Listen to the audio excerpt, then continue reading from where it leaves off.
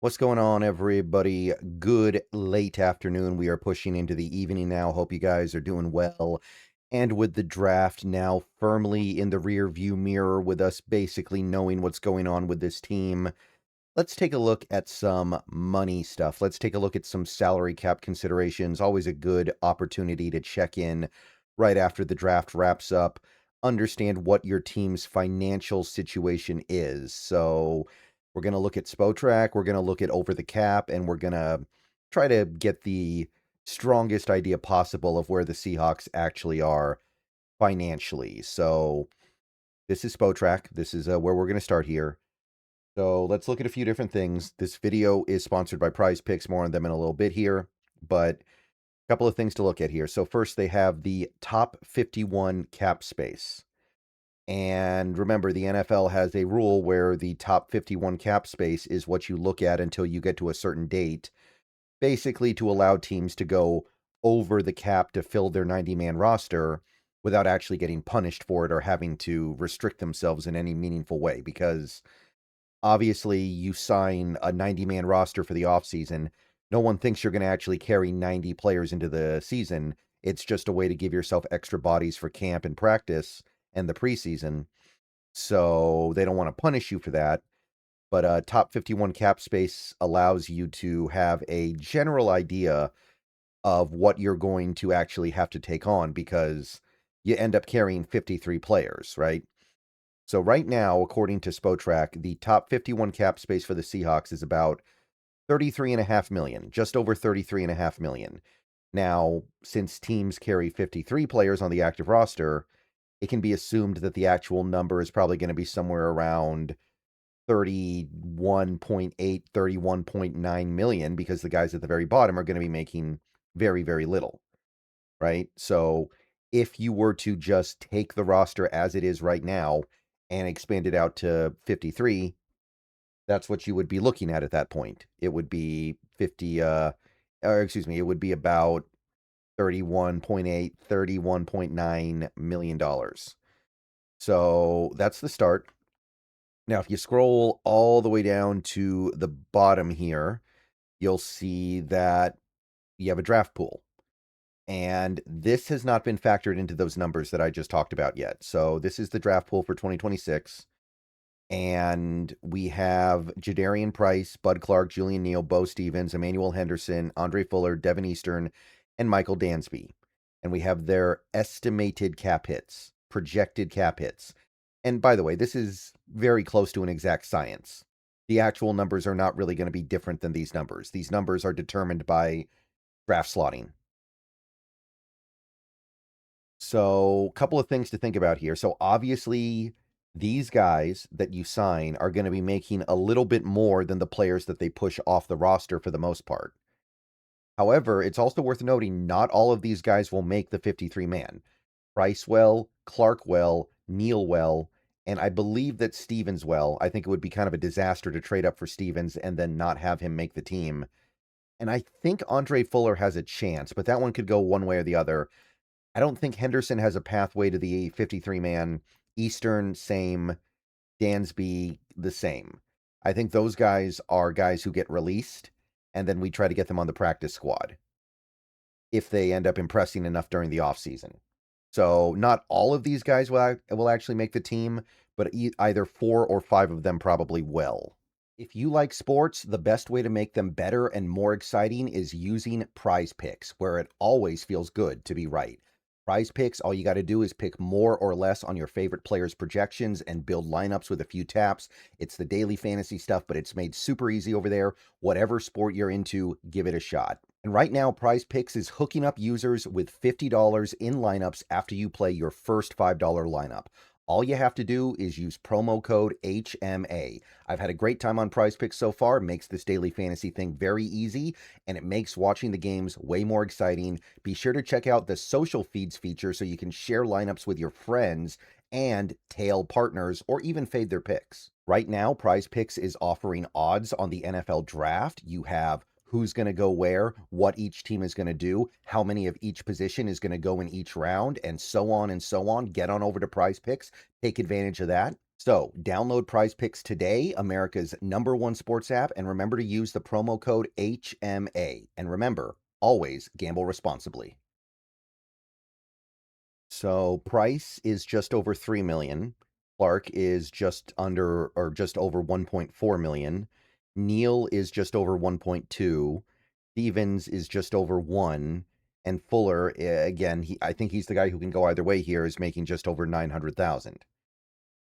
Now, if you take a look at the Spotrac data here, the cap hit for all these players is 10.4 million, but the cap hit for just the top 3 is about 6.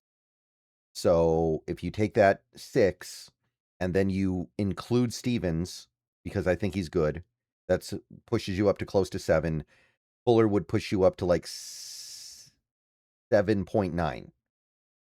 So I think that the actual number we're going to be spending on our rookie draft class this year is going to be about 7.9 million. So maybe go ahead and call it 8. And again, that's going to push some players off the roster, so you're saving a little bit of money on the other side, but it's not going to be equivalent.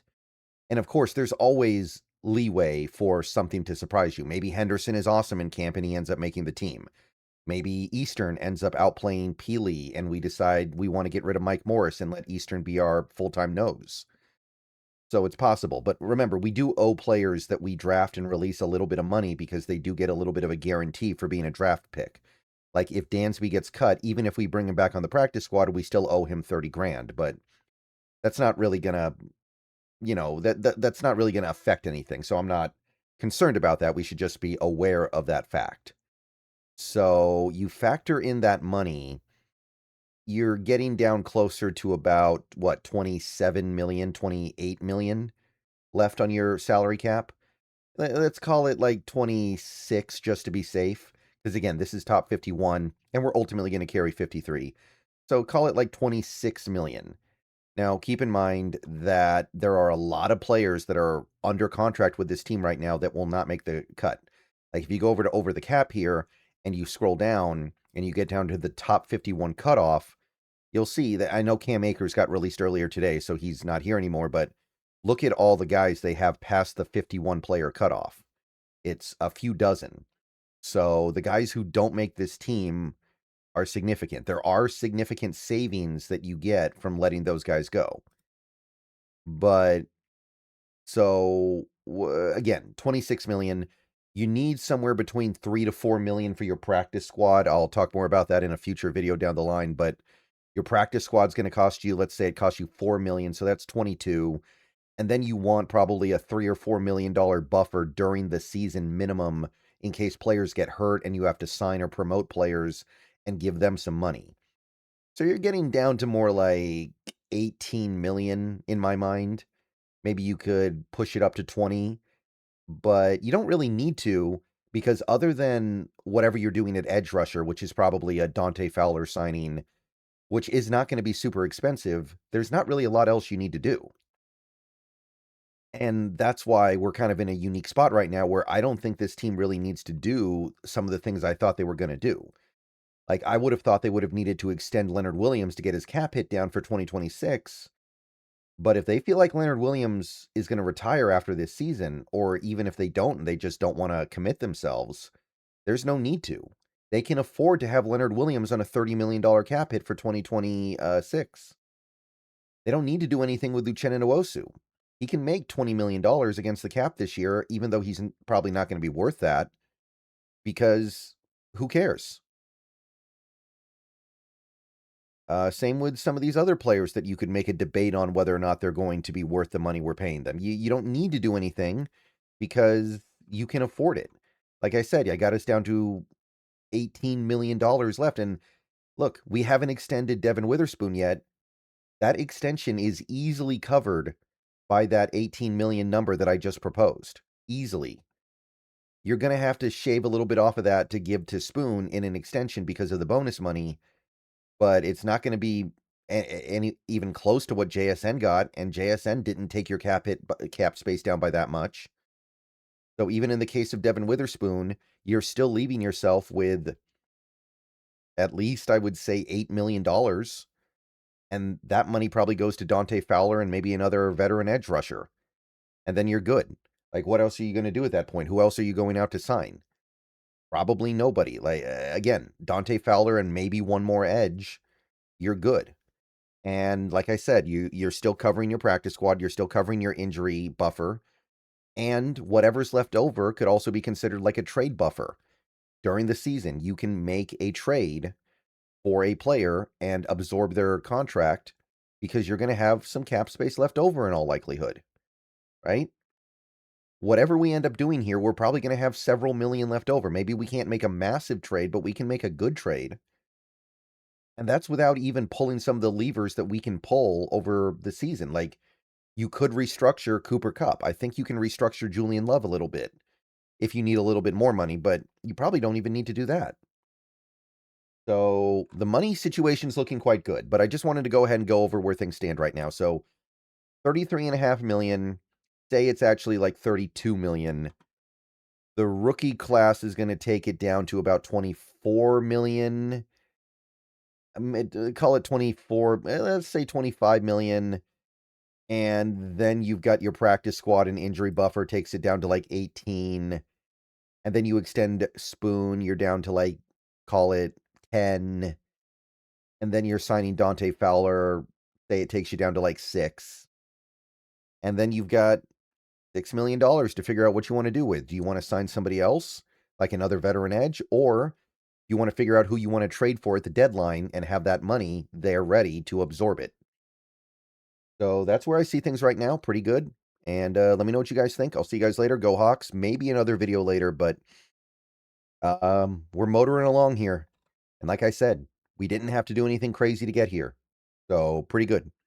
Big Cat is still on this contract. And hey, if he just wants to retire after this season, it'd sure be nice to not have any commitment to him beyond 2026. All right, go Hawks.